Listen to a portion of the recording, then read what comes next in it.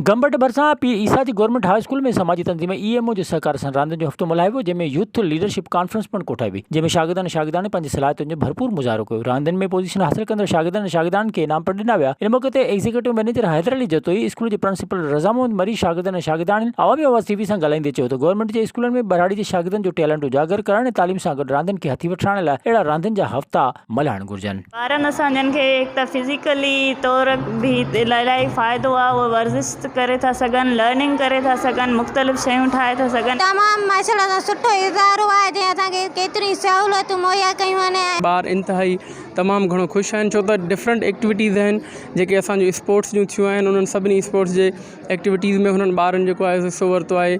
ऐं उनखे अलावा यूथ कॉन्फ्रेंस थी, त उन यूथ कॉन्फ्रेंस में बि एसे कॉम्पिटिशन थी, कलर कॉम्पिटिशन आहे, आर्ट आहे। संदन वधीक चवणो त अहिड़ियुनि सरगर्मियुनि सां शागिर्दनि जी हौसला अफ़ज़ाई थिए थी। विज़िट कयो अवामी आवाज़ मीडिया ग्रुप जी वेबसाइट awamiawaz.pk